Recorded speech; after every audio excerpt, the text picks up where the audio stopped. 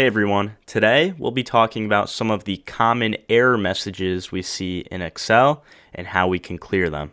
So as you can see in column A we have a few different errors, and in column F we have the given description of these errors, and then in column C I will give you a few examples of each of these errors. So first we have this divide by 0 error, and simply enough, let's do equals 1 divided by 0, hit enter, and this error message pops up because you cannot divide a number by 0. This would also be the case if, let's say, off to the right here, we had a few different cells with information and we did equals I1 divided by J1 and hit enter.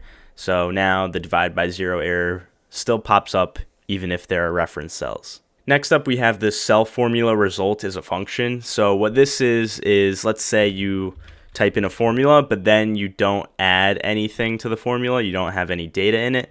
And let's say we did equals sum and hit enter.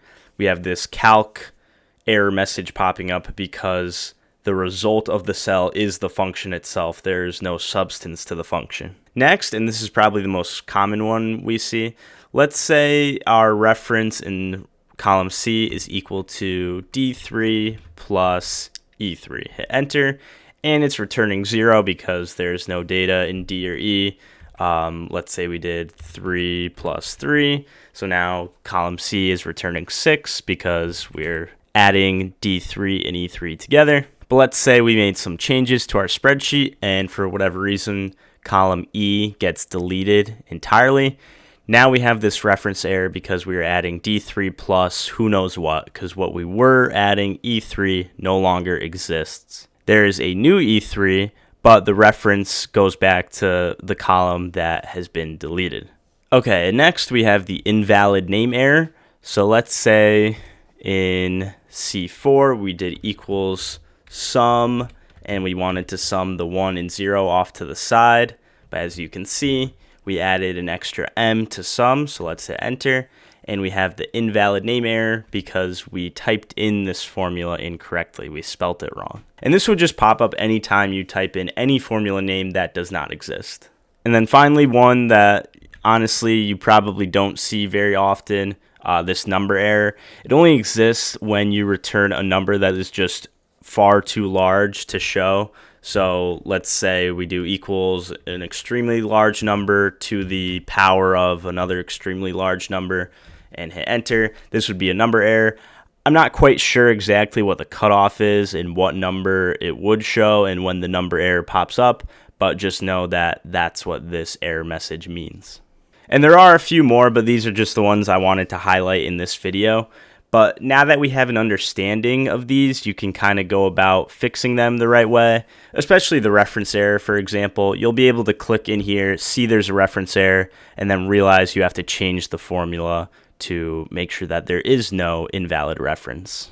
Now, let's say there's an example where you have an error message pop up, but you're not necessarily using an incorrect formula. It's just that one of the parts in your data is not working for whatever reason, but all the other parts are working. So you don't want to necessarily change the formula.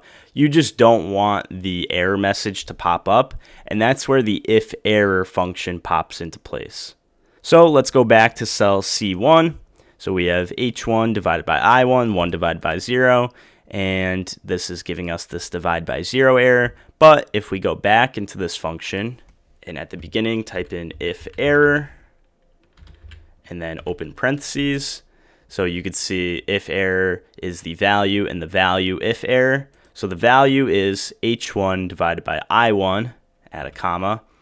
And then now we're going to enter in the value if there is an error. So this is what the cell will display instead of the error message if there is an error. So in quotations, for this, I will just usually do a dash like that, end quotations, and parentheses, and hit enter. And instead of the error message popping up, we get a dash. There is still an error here. We just have it displayed differently. And you could put anything in the value if error section here. You could write subscribe if you wanted to. And then anytime you saw that, you would know there is an error here. And this IFERROR function works the same way for all the other errors we have here. and you would just have to add the if error at the beginning, put in parentheses, and then in quotations, add whatever your value if error message would be. So I hope that helped if you have run into any of these error messages in any of your spreadsheets. If it did, feel free to leave a like and subscribe as this error message is telling you. And as always, thanks for watching.